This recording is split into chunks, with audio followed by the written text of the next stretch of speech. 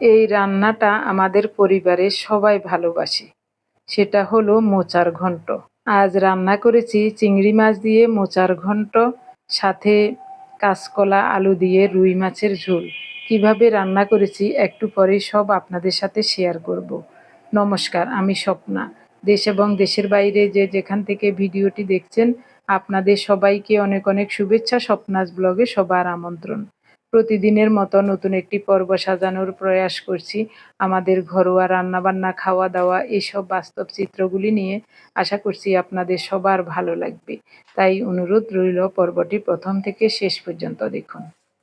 আমাদের বাড়ির মালিক ভাবি গতকাল দুপুর বেলায় আমার রান্নাবান্না শেষ তখন এই মোচাটা দিয়ে গেছেন। একেবারেই তাজা, গাছ থেকে ফেড়ে, কষও ঝরে নাই, এই টাইমে দিয়ে গেছেন। তো গতকাল রান্না করলে একেবারেই তাজা মোচা থাকতো, আজ একটু বাসি হয়ে গেছে। তারপরও বাজারের কেনা থেকে অনেক অনেক গুণে ভালো। উপরের কয়েকটা খোল ফেলে দিয়ে ফুলগুলো বের করে নিয়েছি, আর ভিতরের এটা একেবারেই কচি, এটা এমনিই কুচিয়ে দিয়ে দেব। এখন একটা একটা করে ফুল থেকে ডাঁটিগুলো বের করে ফেলে দেব। মোচার ঘন্ট রান্নার জন্য কিছুটা আলু এরকম চৌকো করে কেটে নিয়েছি, আর 2টা কাঁচা কলা পাতলা করে খোসা ছাড়িয়ে নিয়েছি। আলু কাঁচকলা দিয়ে রুই মাছের ঝোল রান্না করব। সবগুলো ফুল থেকে ডাঁটিগুলো আলাদা করে নিলাম। এখন ফুলগুলো কুচিয়ে নেব। মোচাটা উপর দিয়ে ধুয়ে নিয়েছি, তারপরও কুচিয়ে পরিষ্কার করে ধুয়ে ভাপিয়ে নেব।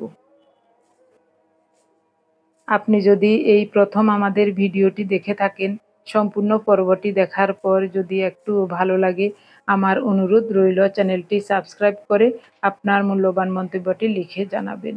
ফেসবুক থেকে ভিডিওটি দেখে থাকলে পেজটি ফলো, লাইক, শেয়ার করে আপনার মূল্যবান মন্তব্যটি লিখে জানাবেন।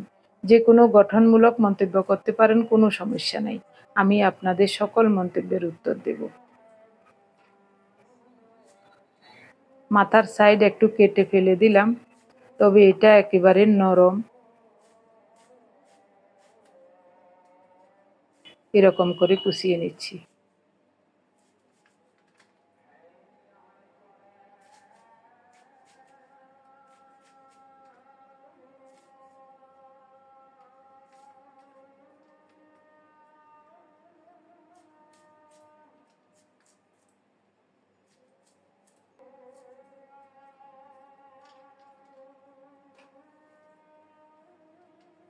হাতে কষ লেগে গেছে। প্রথমে কষটা ভালো করে ধুয়ে নেব, না হয় এটা হাতে আটকে যাবে। 2টা কাঁচকলা পাতলা করে খোসা ছাড়িয়ে রেখেছি, কলাগুলো কেটে নেই। তারপর 2 হাত ভালো করে প্রথমে ধুয়ে নেব।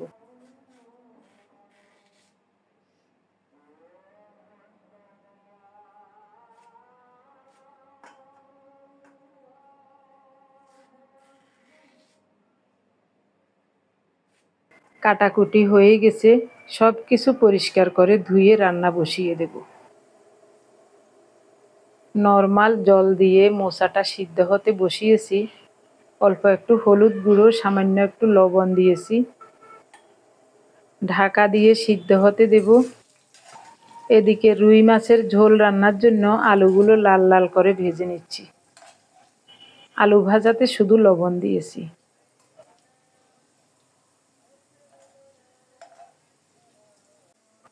এরই মধ্যে মোচাটাও খুব সুন্দর মতো সিদ্ধ হয়ে গেছে।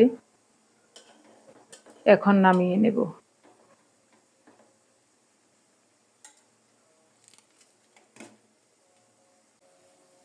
আলুগুলি লাল লাল করে ভাজা হয়ে গেলে কাঁচকলাগুলো লবণ হলুদ মাখিয়ে নিচ্ছি ভাজার জন্য।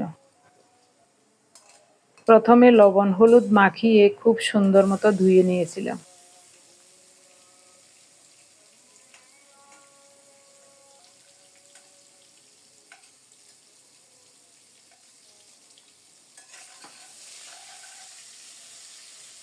আলু যেরকম লাল লাল করে ভেজে নিয়েছি, কাঁচকলাগুলিও লাল লাল করে ভেজে নেব।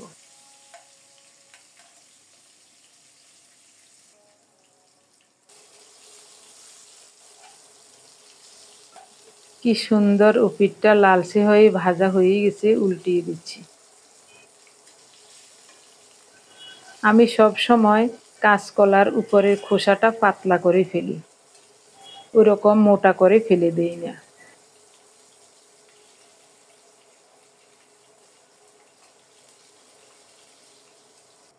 এদিকে রুই মাছের পিসগুলো পরিষ্কার করে ধুয়ে জল ঝরিয়ে নিয়েছি। স্বাদমতো লবণ, হাফ চা চামচ হলুদ গুঁড়ো দিয়ে ভালো করে মাখিয়ে নেব ভাজার জন্য। কাঁচকলা ভাজা হয়ে গেছে, উঠিয়ে নিচ্ছি। মাছের পিসগুলিও উল্টে পাল্টে লাল লাল করে ভেজে নেব।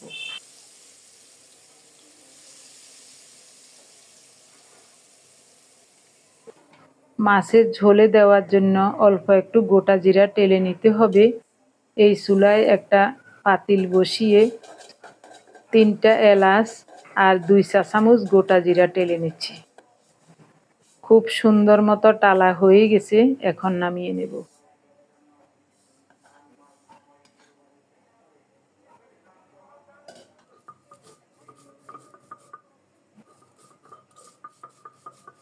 সাথে সাথে গুঁড়ো করে নিচ্ছি।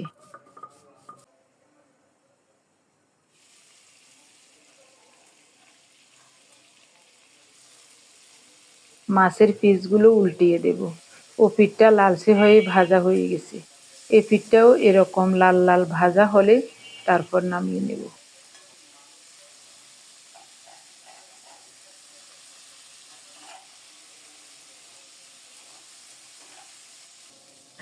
এক চা চামচ গুঁড়ো মরিচ, হাফ চা চামচ হলুদ গুঁড়ো, স্বাদ মতো লবণ, নর্মাল জল দিয়ে মশলাটা গুলিয়ে নেব মাছের ঝোল রান্নার জন্য। একটা টমেটো ডিপ ফ্রিজ থেকে নামিয়ে উপর দিয়ে ধুয়ে নিলাম। উপরের পাতলা আবরণটা ফেলে দিচ্ছি। এরপরে শিল দিয়ে ছেঁচে গুঁড়ো করে নেব।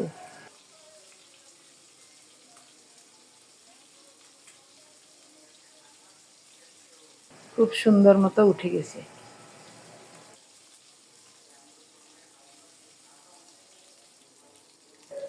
মাছের পিসগুলি দারুণভাবে ভাজা হয়ে গেছে, উঠিয়ে নেব।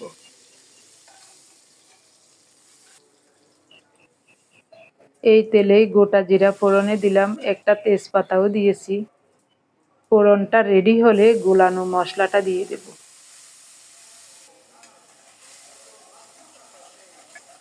ছেঁচে রাখা টমেটো দিয়ে দেব।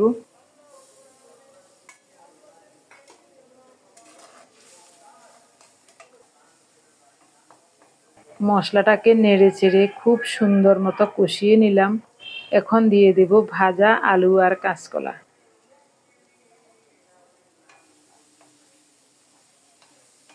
3-4 পিস আলু গোল গোল করে ভাজা করে নিয়েছি। গতকাল আলু ভাজা খুব ভালো লেগেছিল, তাই আজ কয়েকটা আলু ভেজে নিয়েছি। মশলার সাথে ভাজা সবজিগুলো আবারও একটু নেড়ে চেড়ে কষিয়ে নিচ্ছি। এবার দিয়ে দেব ফোটানো গরম জল।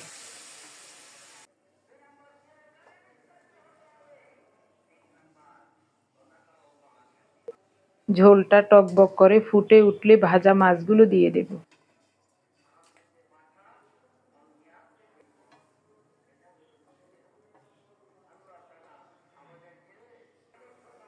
দিয়ে দেব ভাজা গুঁড়ো মশলাটা।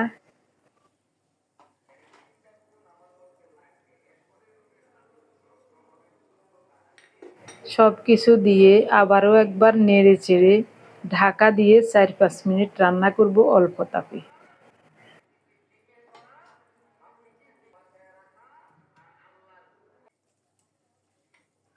2-3টা কাঁচামরিচ ফালি করে দিয়ে নেড়ে চেড়ে নামিয়ে নেব।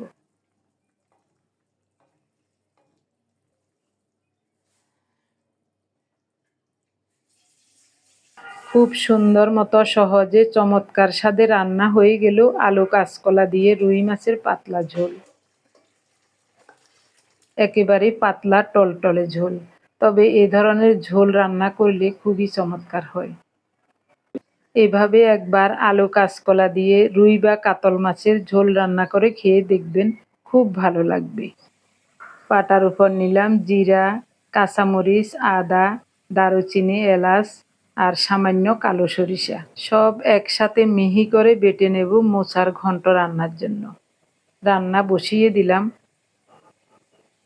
একটু বেশি করে সরিষার তেল দিয়েছি। প্রথমে আলুগুলো লাল লাল করে ভেজে নেব।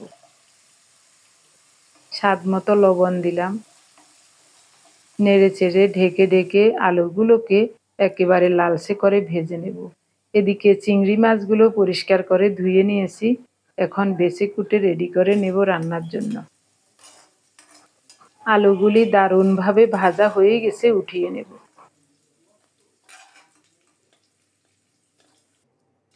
এই তেলেই ফোড়নে দেব শুকনো মরিচ, গোটা জিরা আর একটা তেজপাতা।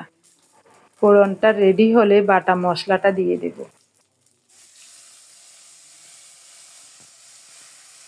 বাটি ধুয়ে একটু জল দিয়ে দিলাম মশলাটা কষানোর জন্য। হাফ চা চামচ হলুদ গুঁড়ো দিয়েছি। মনে হচ্ছে কম হবে, তাই আরও একটু হলুদ গুঁড়ো দিলাম। মোচা সিদ্ধতে লবণ দিয়েছি, আলু ভাজাতে লবণ দিয়েছি, তাই বুঝে শুনে অল্প করে লবণ দিচ্ছি, প্রয়োজনে পরে আবার দেওয়া যাবে।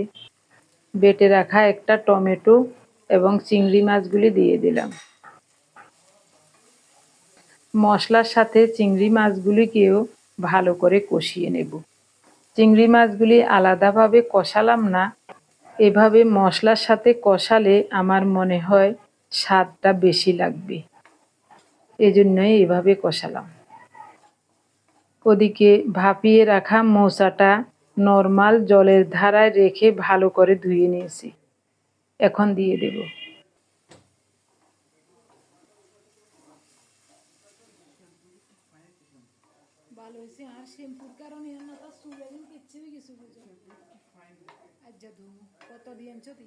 দিয়ে দেব ভাজা আলুগুলি।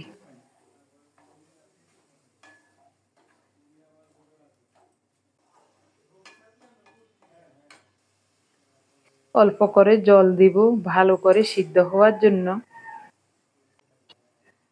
1 চা চামচের কম গুঁড়ো মরিচ দিয়ে দিলাম। ভালো করে নেড়ে চেড়ে মরিচটা মিশিয়ে ঢেকে রান্না করব 3-4 মিনিট অল্প তাপে।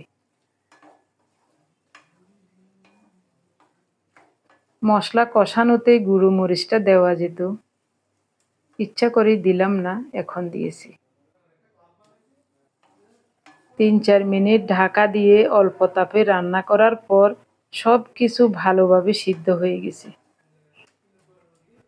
আলু তো ভাজার সময়ে সিদ্ধ হয়েছে, এখন আরও খুব সুন্দর মতো সিদ্ধ হয়ে নরম হয়ে গেছে।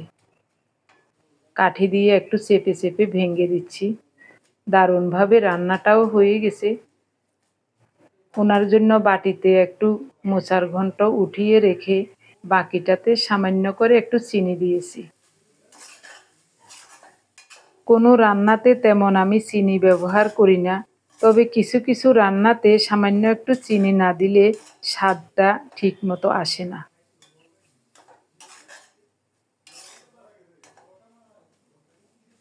আরও একটু চেপে চেপে ভেঙে নিলাম। এবার দেখতে খুব ভালো লাগছে।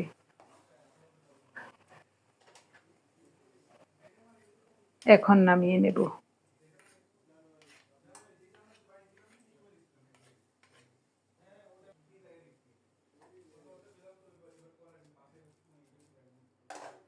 ওহ, দেখতে যে কি লোভনীয় লাগছে, খেতে অবশ্যই ভালো লাগবে। আমার প্রিয় ভাই বোন বন্ধু স্বজন, আপনারা যারা প্রতিনিয়ত ভালোবেসে আমাদের ভিডিওগুলি দেখে যাচ্ছেন এবং ভিডিও দেখে সুন্দর ও গঠনমূলক কমেন্টস করে আমাকে কাজ করার শক্তি এবং সাহস জুগিয়ে যাচ্ছেন, আমি আপনাদের সবাইকে জানাই অজস্র অজস্র ধন্যবাদ, অভিনন্দন এবং কৃতজ্ঞতা। সেই সাথে আজকের পর্বটিও কেমন হচ্ছে অবশ্যই কমেন্টে জানাতে ভুলবেন না। সেদিন একজন প্রিয় দিদি কমেন্টে জানিয়েছিলেন ভাত খাওয়ার সময় জল না খেতে। এটা আমরাও জানি, কিন্তু চিরদিনের অভ্যাস, এই অভ্যাসটা বদলাতে পারছি না। চেষ্টা করে যাচ্ছি প্রতিনিয়ত ভাত খাওয়ার আগে একটু জল খেয়ে নেই, তারপরেও একটু ঝাল লাগলে জল খেতেই হয়। প্রথম পাতে ঝাল ছাড়া তরকারি হলে জলের প্রয়োজন হয় না। যখনই একটু ঝালের তরকারি মুখে দেই তখন সাথে সাথে জলও খেতে হয়। ওনার জন্য আলাদা বাটিতে একটু মোচার ঘন্ট রেখেছিলাম। তো পাথর খাওয়া হয়ে গেলে ওই ঘন্টটা এই বাটিতে রেখেছি, তাই এখান থেকে দিয়েছি। আপনারা অনেকেই আবার ভাবতে পারেন ওনার জন্য মোচার ঘন্ট রেখেছি আলাদাভাবে, ওটা কই, বাটি থেকেই তো দিলেন। ঘরে একজন অতিথি আছে, পার্থসহ ওরা 2 জন খেয়েছে। ওরা বলেছে রান্নাগুলি খুবই চমৎকার হয়েছে। আমি শুনে খুব খুশি হয়েছি।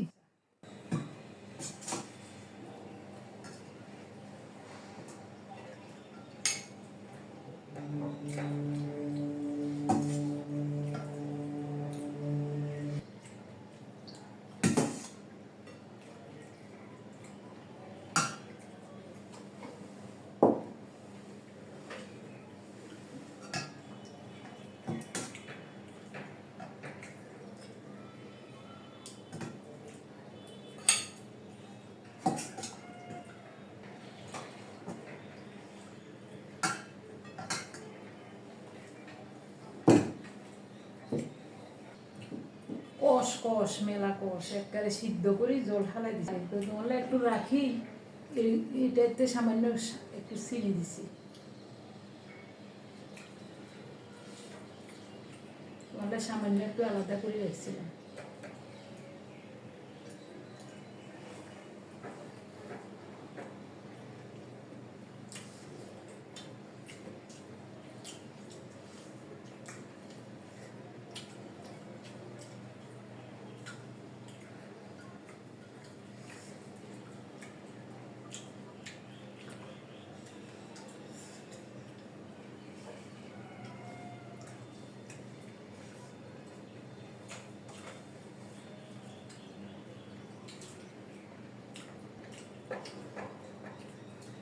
এই কলার মোচা পাথর খুব প্রিয়, কলার মোচা দিয়ে ভাত খাইছি, মোচার তরকারি দিয়ে খাইছি।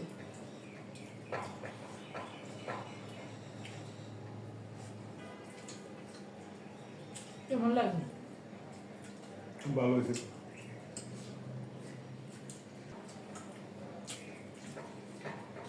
বিচি কলা মোচা বেশি স্বাদ।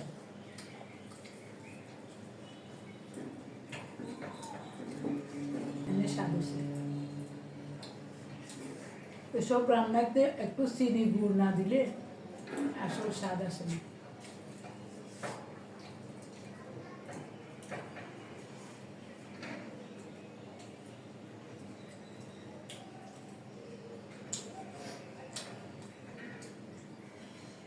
খুবই চমৎকার হয়েছে।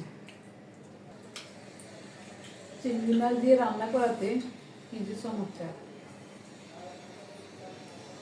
চিংড়ি মাছ সবসময় থাকে না, যখন কলার মোচা আনি তখন চিংড়ি মাছ থাকে না, চিংড়ি মাছ থাকলে মোচা থাকে না, দুইটা একসাথে পাওয়া কঠিন ব্যাপার।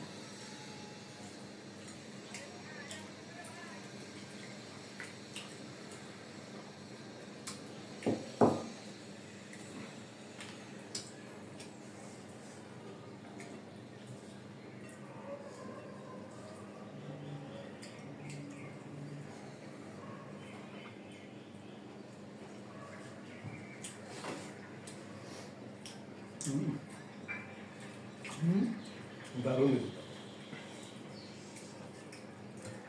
দারুণ।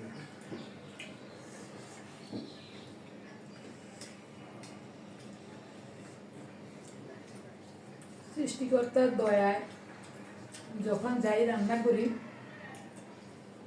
ভালোই লাগে খেতে।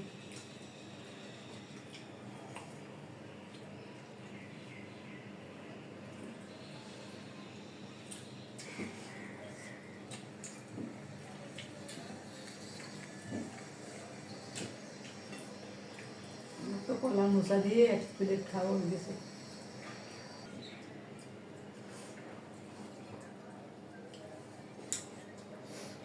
গরম লাগে।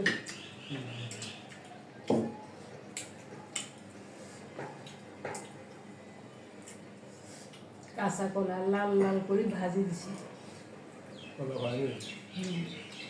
এই কারণে পানি লাগে। কলার তরকারি রান্না করলে মাছের থেকেও কলা খেতে স্বাদ লাগে, একমাত্র লাল লাল করে ভাজার কারণে।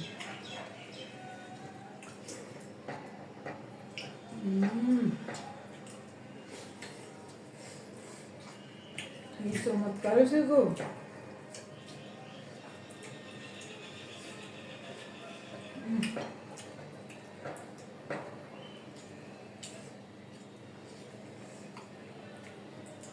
মাছ কেমন স্বাদ? মাছ ভালো হতে লাগে।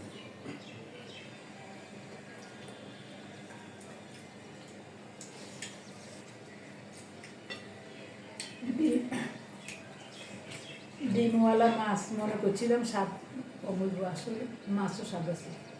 এতক্ষণ পর্যন্ত ভিডিওটি দেখার জন্য আপনাদের সবাইকে জানাই অজস্র অজস্র ধন্যবাদ, অভিনন্দন এবং কৃতজ্ঞতা। সবাই ভালো থাকুন, দেখা হবে আগামী পর্বে।